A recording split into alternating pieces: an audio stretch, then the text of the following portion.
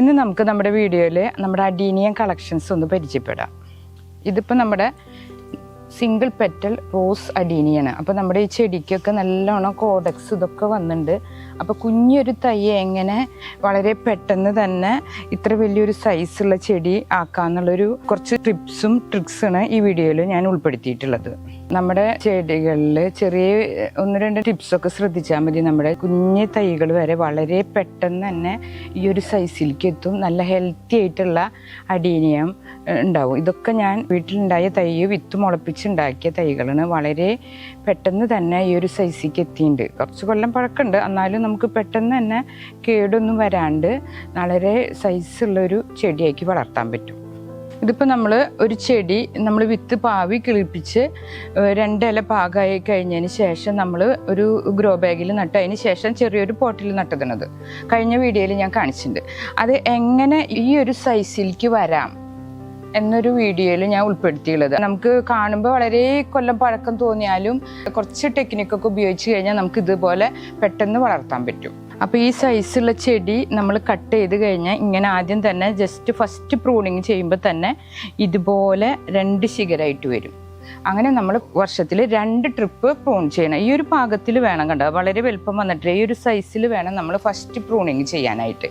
അപ്പോൾ നമ്മൾ പിന്നെ പ്രത്യേകം ശ്രദ്ധിക്കാനുള്ളത് വിത്ത് പാവണ തൈകൾ മാത്രം ഇതുപോലെ ഇങ്ങനെ കോഡക്സ് സൈസായിട്ട് വരുള്ളൂ.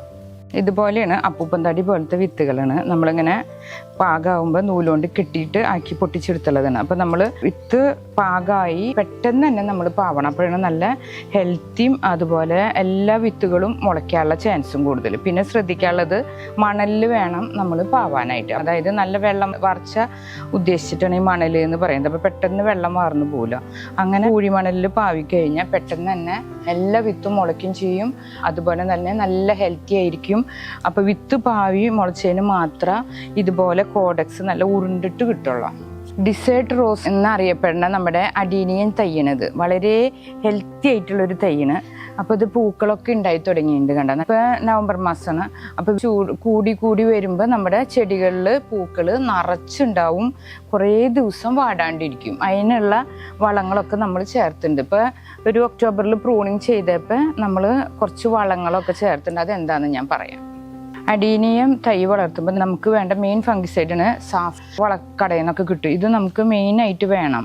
നമ്മൾ പോട്ടിങ് ചെയ്യുമ്പോൾ മണ്ണിൽ ചേർക്കേണ്ട ഒരു ഫംഗിസൈഡാണ്. അപ്പോൾ പെട്ടെന്ന് വേരുകൾ ചീഞ്ഞു പോകാതിരിക്കും. അതുപോലെ തന്നെ പ്രൂണിങ് ചെയ്യുമ്പോൾ റൂട്ട്സും സ്റ്റെമ്മും പ്രൂൺ ചെയ്യുമ്പോൾ വേരുകളൊക്കെ കട്ട് ചെയ്തതിന് ശേഷം ഇത് നമ്മൾ വെള്ളത്തിലൊന്ന് ചാലിച്ച് ജസ്റ്റ് ഇവിടെ ഇത് കട്ട് ചെയ്യണേന്ന് വെച്ചാൽ ഇവിടെ നിന്ന് തേച്ച് പിടിപ്പിക്കണം. കൊമ്പുലായ കണ്ട ഇത് ഇവിടെയൊക്കെ ഞാൻ സാഫ് തേച്ച് പിടിപ്പിച്ചിട്ടുണ്ട്. സ്റ്റെമ്മ് പ്രൂൺ ചെയ്തതിന് ശേഷം ഇതുപോലെ സാഫ് തേച്ച് പിടിപ്പിക്കണം. ഇതിപ്പോൾ ഞാൻ ഇതുമത്തെ വേരുകൾ പ്രൂൺ ചെയ്തപ്പോൾ ഒന്നിങ്ങനെ കട്ട് ചെയ്ത് ഇങ്ങനെ ഒന്ന് ചീന്തിപ്പോയി.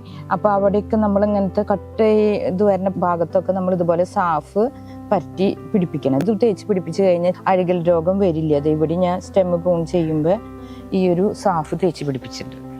പിന്നെ നമുക്ക് വേണ്ടത് ഉണക്ക ചാണപ്പൊടിയാണ്.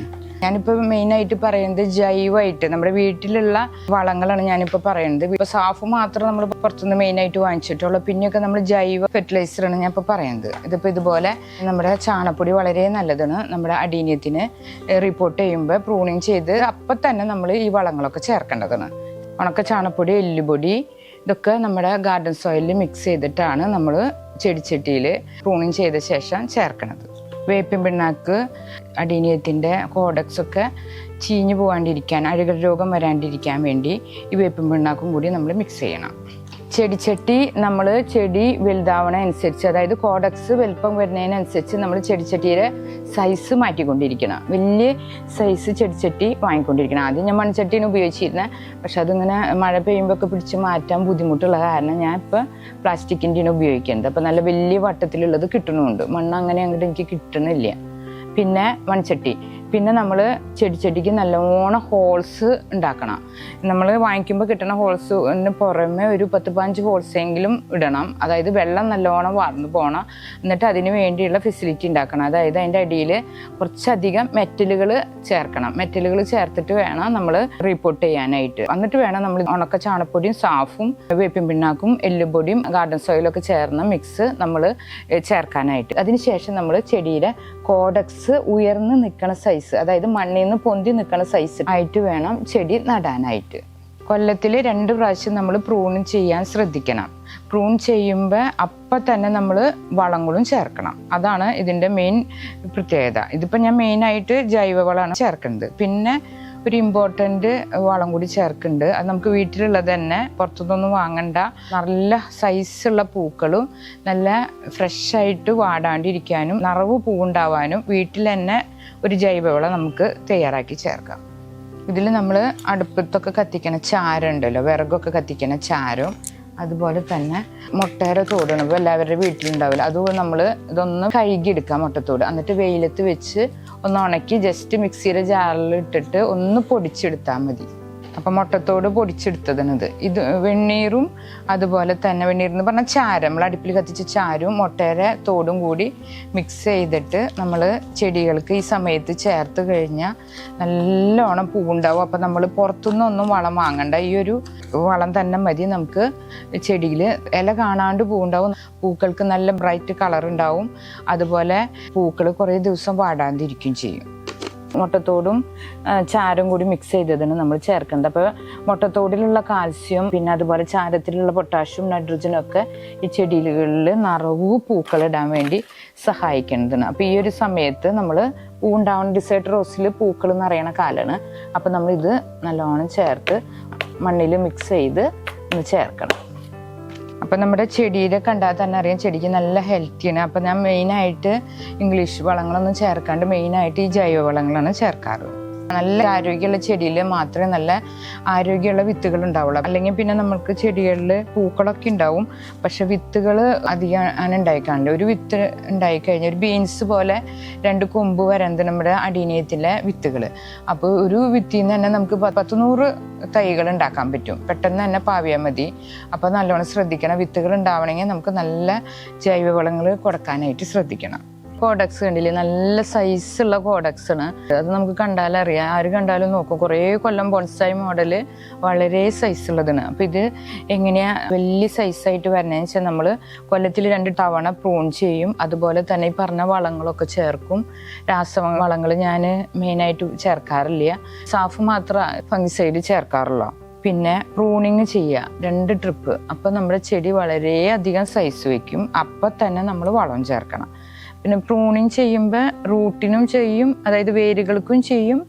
നമ്മുടെ കോഡക്സിൻ്റെ മുകളിൽ ആവശ്യമില്ലാണ്ട് വരുന്ന ചെറിയ ചെറിയ വേരുകളൊക്കെ ഉണ്ടല്ലോ, അതൊക്കെ കട്ട് ചെയ്തിട്ട് റൂട്ട്, അതായത് വേരുകളുടെ പ്രൂണിങ് പറയുന്നത്. അതുപോലെ സ്റ്റെമ്മുകളും പ്രൂൺ ചെയ്യണം. പ്രൂൺ ചെയ്യുമ്പോൾ നമ്മൾ കയ്യുറ ധരിക്കണം.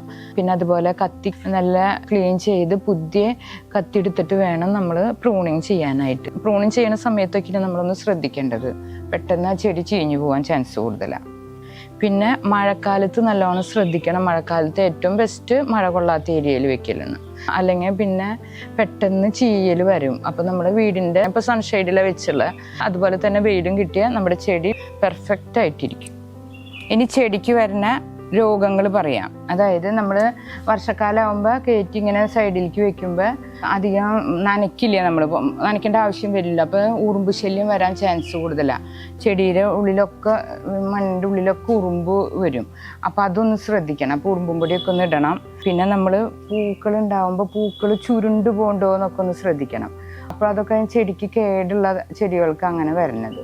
പിന്നെ ഇലമഞ്ഞളിപ്പ്, അധികം വെള്ളം ഒഴിച്ചാലും ചെടിയുടെ ഇല മഞ്ഞളിച്ച് മഞ്ഞ കലർന്ന് വീണു പോവും. അല്ലെങ്കിൽ പിന്നെ മഞ്ഞളിപ്പ് വരണത് അധികം വെള്ളം ഒഴിച്ചാലും വരും, വെള്ളം തീരെ ഒഴിച്ചില്ലെങ്കിലും ഉണങ്ങില്ല, എന്നാലും ഇല ഇങ്ങനെ കൊഴിഞ്ഞു പോയിരിക്കും. അപ്പം നല്ല ഹെൽത്തി ആയിരിക്കുമ്പോൾ ഈ ഒരു പൂവൊക്കെ കൊഴിഞ്ഞു കഴിഞ്ഞാൽ നിറച്ച് വിത്തുണ്ടാവും ചെയ്യും.